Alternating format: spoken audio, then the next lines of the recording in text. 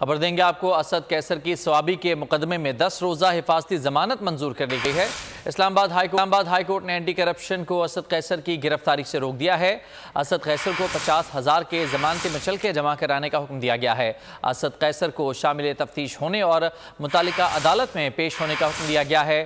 اسلام آباد high court کے justice Tariq Mahmood نے اس معاملے کی سماعت کی ہے۔ دے رہے ہیں اسد قیصر کی سوابی کے مقدمے میں 10 روزہ حفاظتی ضمانت منظور کر لی گئی ہے۔ اسلام آباد ہائی کورٹ نے اینٹی کرپشن کو اسد قیصر کی گرفتاری سے روک دیا ہے۔ اسد قیصر کو 50,000 کے ضمانتی مچلکے جمع کرانے کا حکم دیا گیا ہے اور اسد قیصر کو شامل تفتیش ہونے اور متعلقہ عدالت میں پیش ہونے کا حکم دیا گیا ہے۔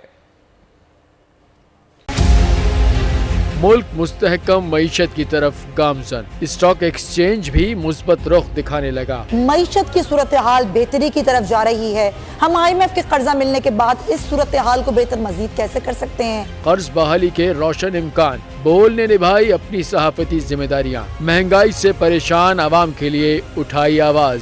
رپورٹر اور اقتصادی ماہرین کے سب سے بڑے پینل کے ساتھ بول کی مشن معیشت کی سب سے بڑی ٹرانسمیشن 63% عوام نے دیکھی اپنی اسکرینز پر۔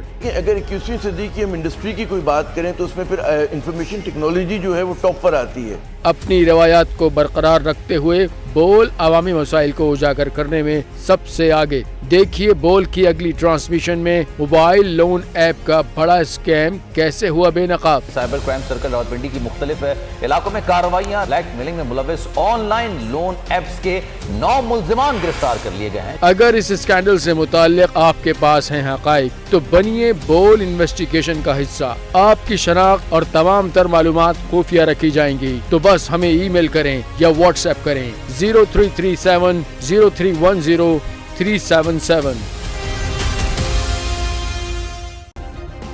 سبسکرائب کریں اور بیل دبائیں تاکہ کوئی خبر رہ نہ جائے۔